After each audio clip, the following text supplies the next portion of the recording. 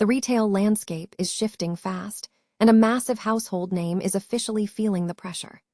QVC Group, the parent company behind home shopping giants QVC and HSN, has officially filed for Chapter 11 bankruptcy protection as it struggles to pivot away from linear television.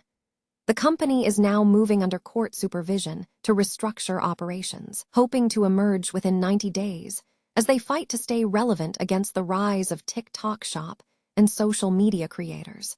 Tired of dropping your phone or struggling to prop it up? Meet the Pop Sockets phone grip with expanding kickstand in black, your new must-have accessory. Don't miss out. Grab yours today. Click the link in the video description to shop now on Amazon. Hollywood is also under the microscope with the new film Outcome, a bold black comedy directed by Jonah Hill. Starring Keanu Reeves as a former star grappling with a blackmail scandal and his own dark history, the movie takes a sharp, satirical look at the price of fame and cancel culture. Featuring appearances from heavyweights like Martin Scorsese and Cameron Diaz, this film is sparking intense debate about the reality of life behind the silver screen. The iconic Hollywood Boulevard is facing a full-blown brand crisis, and local leaders are finally sounding the alarm. With the Academy announcing that the Oscars will soon move away from the historic Dolby Theater, candidate Dylan Kendall is pushing for a complete revitalization of the neighborhood to bring it back to its creative roots. The plan focuses on shifting the area away from tourist-only traps toward a thriving, resident-focused corridor for artists and small theaters. Finally, get ready to see a side of Johnny Depp you have never seen before as he makes his big return to major studio cinema.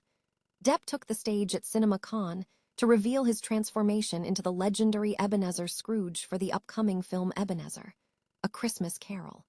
Starring alongside Ian McKellen and Rupert Grint, this marks a major comeback for the actor as he steps back into the spotlight this November.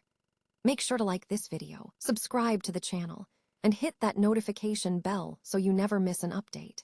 If you grew up watching late-night cable, you know the hypnotic power of QVC and HSN, those glossy, non-stop shopping channels that turned household trinkets into must-have treasures. But today, the era of the home shopping mogul is officially hitting a wall. The QVC Group has just filed for Chapter 11 bankruptcy. It is a massive, symbolic blow to the cable TV empire built by billionaire John Malone, who famously scooped up QVC for nearly $8 billion back in 2003. Now, before you panic and think this is the end of your favorite shopping channel, keep in mind that Chapter 11 is essentially a corporate reset button. The company plans to keep the lights on and the cameras rolling, aiming to emerge from this restructuring in just about 90 days. But beneath the legal filings, there is a much deeper story here about how our viewing habits have fundamentally shifted. We've watched the company struggle to pivot for years, even laying off 900 staffers last year in a desperate attempt to move their live shopping format over to platforms like TikTok. Let's be honest, linear TV is fighting an uphill battle against the sheer scale of TikTok Shop and the army of influencers on Instagram who can push products faster and cheaper than any cable segment ever could. They even tried to spice things up by broadcasting pickleball matches, but it turns out you can't outrun the decline of cable just by airing the latest sports craze. It really makes you wonder, can a brand so deeply tied to the cable TV era actually evolve into a modern digital powerhouse? Or is this just the final chapter for a legacy giant? If you've spent a lifetime glued to the screen for those limited-time offers, drop a comment below and let me know if you think the magic of live home shopping can survive the social media age. Don't forget to hit that like button if you want to stay updated on this story. And keep in mind that sometimes even the biggest empires have to break down to build themselves back up. Thanks for watching. What is the true cost of being a Hollywood icon when your past finally comes knocking? Welcome back to the channel. Today, we are pulling back the curtain on Outcome, a film that critics are strangely divided on, but one that demands your attention. Starring Keanu Reeves as Reef Hawk, a former child star turned A-lister, this black comedy hits hard. Reef has been 5 years sober and living the dream, until his crisis lawyer, played by Jonah Hill, drops a bombshell. Someone is blackmailing him with dirt from his past. What follows isn't your typical redemption arc.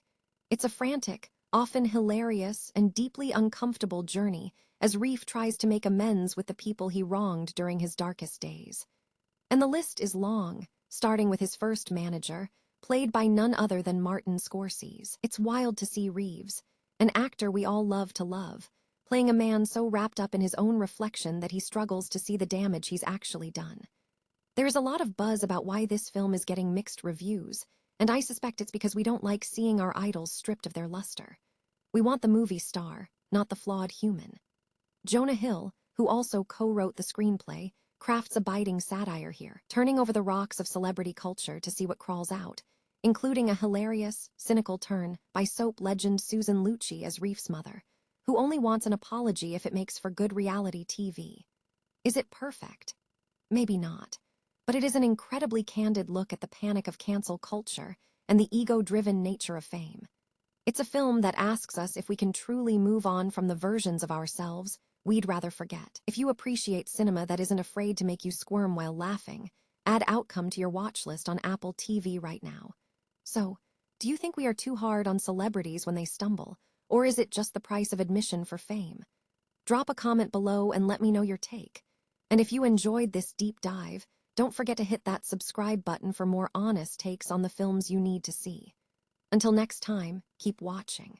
Hollywood, the heartbeat of global entertainment, has a dirty little secret. Its own front porch is falling apart. We spend billions in this industry to ensure every single frame and every note of a performance meets a world-class standard. Yet we turn a blind eye to Hollywood Boulevard, a street that has become more soulless and dangerous than it was 25 years ago. It is a brand catastrophe, and honestly, we're running out of excuses.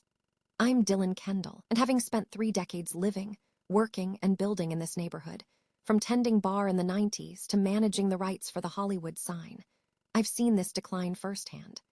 The writing is on the wall, literally. The Academy recently announced it's moving the Oscars to downtown LA in 2029, abandoning the very theater built specifically to host them. When the world's most famous street lets the creativity drain out of its own walls, you know we have a problem. We've been fed endless reimagined plans by leadership for years.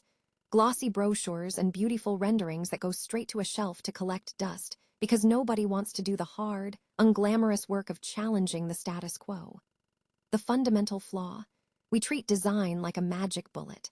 You can add bike lanes and string lights, but if there's no reason for people to actually stick around, you're just curating beautifully designed emptiness. Right now, the ratio is 10 tourists to every 1 resident. We need to flip that to a 5-to-5 balance by bringing the creatives back to the boulevard. Imagine walking down the street and seeing actors rehearsing, popping into 99-seat theaters, or catching a local show on a corner. We need to stop viewing these spaces as simple real estate and start treating them as an innovation corridor. This means incentivizing landlords to pick a vibrant theater over another generic vape shop, using tax breaks, and creating a centralized economic development entity that negotiates for the neighborhood's future, not just a property owner's short-term gain. We have the bones to create something incredible, like the transformation of Paris's Station F. With the 2028 Olympics on the horizon, there is federal funding waiting for someone to actually step up and advocate for this corridor. If this were a movie production, we'd stop, admit the script is broken, and fix it. Why should our neighborhood be any different? We need to stop rearranging the deck chairs and start building the blockbuster. If you're ready to see Hollywood become a place for people instead of just a souvenir trap, let's get to work. Because a brand is only as good as the experience it delivers. And it's time we start delivering. What would it take for you to spend a full day on the boulevard? Drop your thoughts below. Is Johnny Depp officially back in the Hollywood fold? For years, the star has been operating on the fringes of the industry, but this week at CinemaCon, he made a move that suggests the tides are finally shifting. Walking out to the music of Alex Warren, wearing his signature layers and shades, Depp wasn't just there for a photo op. He was there to debut his major comeback, Ebenezer, A Christmas Carol. It is fascinating to see him return to a studio project like this. Depp admitted that when the role was first presented to him, his initial instinct was hesitation. After all, how do you compete with the legendary Reginald Owen? But, as he put it, that is hardly a reason not to try. Working under the direction of Ty West, Depp seems to have fully transformed. Based on the early footage, he is completely unrecognizable, sporting a look that channels a bit of that Lemony Snicket energy, while somehow retaining that iconic Jack Sparrow swagger we all know. It is a bold, transformative choice that feels like a departure from his usual roles. The cast list is equally stacked, featuring heavy hitters like Ian McKellen as Jacob Marley, alongside Andrea Riseborough and Rupert Grint. It is a star-studded ensemble that signals Paramount is betting big on this adaptation.